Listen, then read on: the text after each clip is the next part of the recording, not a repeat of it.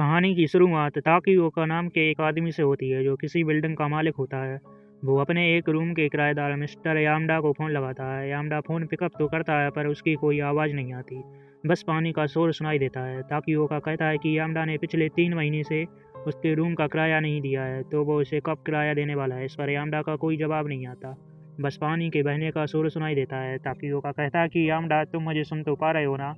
पर उसे यामडा की तरफ से कोई रिस्पॉन्स नहीं मिलता। उसे बस पानी के बहने की आवाज़ें सुनाई देती हैं। ताकियोका हेलो हेलो करके फ़ोन काट देता है और सीन यहीं कट हो जाता है। अगले सीन में ताकियोका एक कार के अंदर किसी से बात कर रहा होता है। ताकियोका कहता है कि उसे लगता है कि यामडा ने अपने रूम में अकेले रहकर खुदकुशी कर ली होगी, इसलिए कुछ दिन पहले वो यामडा को देखने अपनी मैनेजमेंट कंपनी के एक आदमी मिस्टर हिरांगी के साथ उसके रूम पर गया था। जब वो दोनों ताकियोका और हिरांगी उसके रूम पर पहुंचे तो उसके रूम का दरवाज़ा अंदर से बंद था। हिरांगी पूछता है कि घर पर कोई है, तो कोई आवाज़ नहीं आती। इस पर हिरांगी अपने साथ लाई हुई मास्टर चाबी से उसके रूम का दरवाज़ा खोलता है। हिरांगी कहता है कि मैं तुम्हें देखने आया हूँ कि तुम ठीक तो हो या नहीं।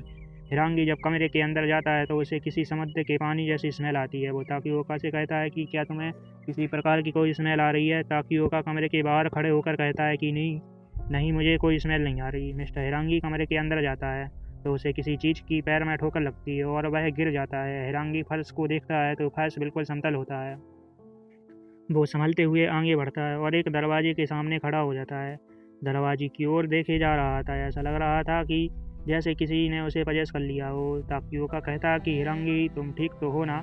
हिरांगी कहता है कि मैं ठीक हूँ। हिरांगी ताकियोका से कहता है कि मैं यहाँ सब संभाल लूँगा, तुम घर चले जाओ, मैं यामडा से बात कर लूँगा, तुम घर चले जाओ। ताकियोका जल्दी में होता है तो वो कहता है कि ठीक है, मैं घर जा रहा हूँ, और वो हिरांगी को उस दरवाजे के सामने खड़ा देखता हुआ वहाँ से चला जाता है। अब सीन कार पर आता है। ताकियोका कहता है कि मेरे वहाँ से जाने के बाद मैंने हिरांगी से कांटेक्ट करने की कोशिश की पर हिरांगी नहीं मिला, वो कहीं गायब हो गया था। उसके बाद मैंने कंपनी के कुछ और लोगों और पुलिस को भी उस रूम में भेजा, तो जो भी उस रूम में गया वो कभी वापस आया नहीं। बाकी वो का यह सब बातें अपनी कार में पीछे बैठे 2 लड़कों से कर रहा था। वो 2 लड़के सुपरनैचुरल इन्वेस्टिगेशन टीम से होते हैं। ताकि वो का कहता है कि उसने एक और बड़े प्रसिद्ध मनोवैज्ञानिक को भी कांटेक्ट किया है और वो जल्दी रूम को विजिट करने आने वाला है।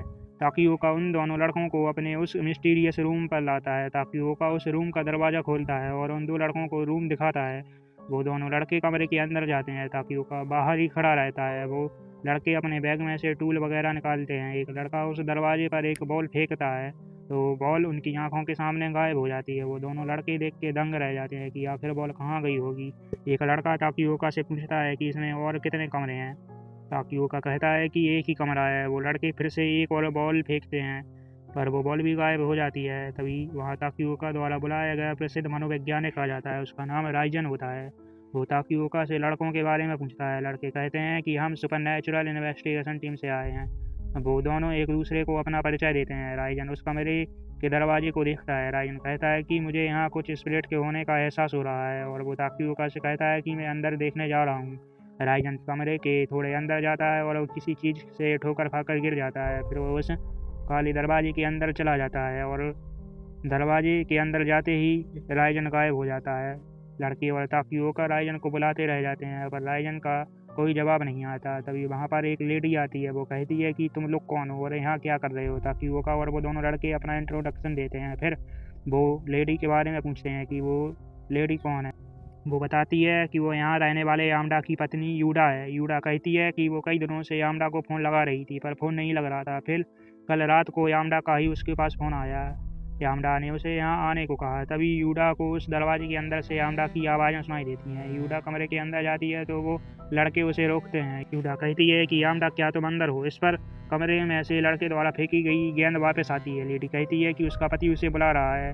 वो दोनों लड़के उसे समझाने की कोशिश करते हैं कि जो कोई भी यहाँ इस दरवाजे के अंदर गया वो कभी वापस नहीं आया। लड़की मानती नहीं है और ज़बरदस्ती अंदर चली जाती है। वो कमरे के कुछ अंदर जाने पर ठोकर खाकर गिरती है और दरवाजे के अंदर जाकर कहीं गायब हो जाती है। ताकियोका और वो दोनों लड़के बस देखते रह जाते हैं और बैठ जाते हैं। फिर कुछ देर बाद वो दोनों लड़के एक प्लान करते हैं।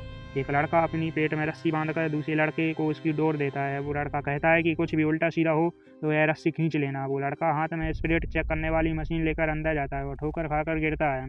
वो उस ठोकर वाली जगह पर फर्श पर टेप लगा देता है। फिर दरवाजे के धीरे धीरे आगे बढ़ता है। उसे कानों कि मशीन में पानी के बहने की आवाज़ें आ रही थीं। वो जैसे जैसे कमरे में आगे जाता है पानी की आवाज़ें तेज़ होती जाती हैं और आगे जाने पर वो भी गायब हो जाता है। उस लड़के के बुलाने पर कोई आवाज़ नहीं आती तो वो लड़का रस्सी खींचता है। रस्सी भारी हो रही थी तो रस्सी को ताकियोका और वो दोनों तेज़ी से खींचते हैं। थोड़े समय में रस्सी हल्की पड़ जाती है। लड़का जल्दी जल्दी से रस्सी अपनी तरफ खींचता है। तभी उसे किसी लड़की के रोने की आवाज़ें सुनाई देती हैं। रस्सी खींचने पर उसे लाल रंग का कपड़ा रस्सी में बंधा मिलता है। उस कपड़े को खोलने पर ताकियोका और उस लड़के के होश उड़ जाते हैं। उस कपड़े में किसी की लाश का पूरा काला पानी बन गया था। देखकर ताकियोका उस घर से डर के मारे भाग जाता है। दूसरा लड़का वहीं रहता है। उसे दरवाजे के अंदर से बहुत सारे लोगों के हंसने की आवाज़ें आती हैं। वो लड़का कहता है कि मेरे दोस्त तुम जीवित रहो, मैं तुम्हें बचाने आ रहा हूँ। वो एक अपने हाथ में टॉर्च और एक हाथ में स्पिरिचुअल चीज़ों को रिकॉर्ड करने वाला कैमरा लेकर उस दरवाजे के अंदर जाता है। अंदर जाने पर वो खुद को एक समंदर किनारे पाता है और उसे वहाँ वहीं लोग मिलते हैं जो सभी दरवाजे से अंदर आए थे। वो एक दूसरी दुनिया में आ गया था। वहाँ वापस आने का कोई रास्ता नहीं था। आखिरकार वो लड़का भी वहीं दरवाजे के अंदर फंस जाता है और गायब हो जाता है। कुछ दिनों बाद ताकियोका एक बौद्ध गुरु को लेकर वहाँ आता है और उनको पूरी दास्तान सुनाता है। वो बौद्ध गुरु कमरे के बाहर से ही उस दरवाजे को वहाँ पे लेते हैं। वो आंख बंद करते हैं तो फर्श पर वही इन्वेस्टिगेशन वाला लड़का दिखता है जिसकी आंखों से काला पानी बह रहा था और दरवाजे पर एक लेडी दिखती है लाल कपड़ों में जो हाथ में एक कम्बल लिए होती है। उस लेडी की पहले आवाज़ लड़की जैसी फिर किसी भारी डीमन के जैसी हो जाती है। बौद्ध गुरु ताकियोका को कहते हैं कि हमें यहाँ से अभी निकलना चाहिए। ताकियोका कहता है कि उन्होंने वहाँ क्या देखा। बौद्ध गुरु कहते हैं कि अब वो जगह समुद्र के नीचे की जगह है, यानी नरक का समुद्र है। कोई भी इस जगह को सही नहीं कर सकता और फिल्म यहीं एंड हो जाती है।